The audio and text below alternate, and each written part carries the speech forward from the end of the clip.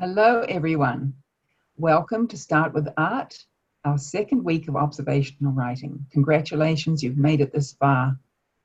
I think we've got some stunning work ahead of us in that you're going to produce some concise and descriptive short pieces. And to inspire you around that, not to intimidate you, but to inspire you, I want to read from a book that's really important to me. It changed my life as a 15-year-old. After I read and studied it in a school project, I had an epiphany that I would be a writer. I was fascinated by how you could tell a story behind a story. And the book is Lord of the Flies by William Golding. And in this chapter, Simon has died, and it's almost, when I've read it in these last couple of weeks, to me, it's almost a eulogy to Simon, who is a very sensitive character, and he's been killed by a gang of boys. He himself is just a teenager, young teenager. What I want you to hear in this piece is the way Golding goes from the global, you might say, down to the details. And that's where your observational skills come in.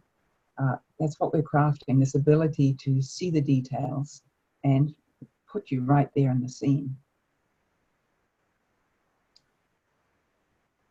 Toward midnight, the rain ceased and the clouds drifted away so that the sky was scattered once more with the incredible lamps of stars. Then the breeze died too, and there was no noise save the drop and trickle of water that ran out of the cliffs and spilled down leaf by leaf to the brown earth of the island. The air was cool, moist, and clear, and presently even the sound of the water was still. The beast lay huddled on the pale beach, and the stains spread inch by inch.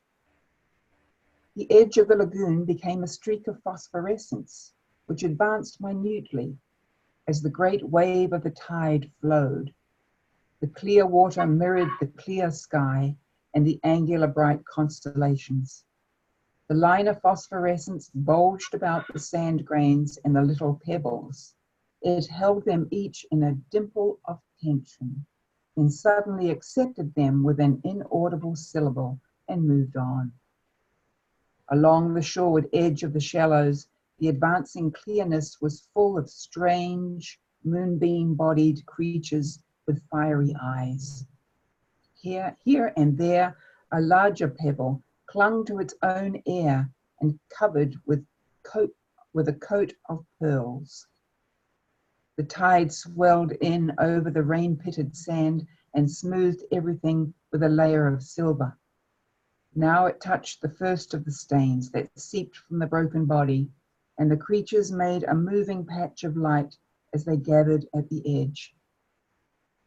The water rose further and dressed Simon's coarse hair with brightness. The line of his cheek silvered, and the turn of his shoulder became sculpted marble. The strange attendant creatures with their fiery eyes and trailing vapors busied themselves round his head. The body lifted a fraction of an inch from the sand, and a bubble of air escaped from the mouth with a wet flop. Then it turned gently in the water.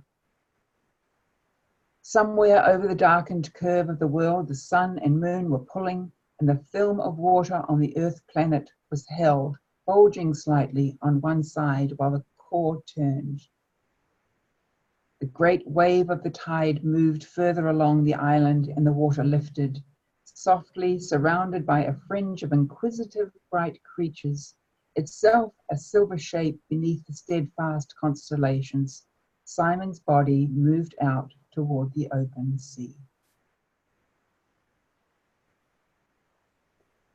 So again, that's Lord of the Flies by William Golding, and you can find a bibliography of all the readings I've done and the paintings that we've looked at on the last lesson on Sakai after the second lesson of observational writing.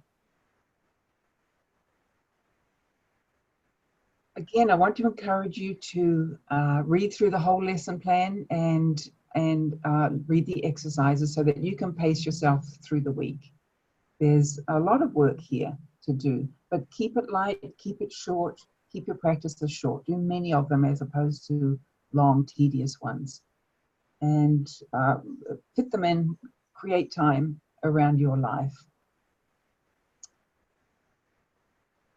Okay, I think that's about it. And have a great week. Happy scribbles, and I'll see you on the inside.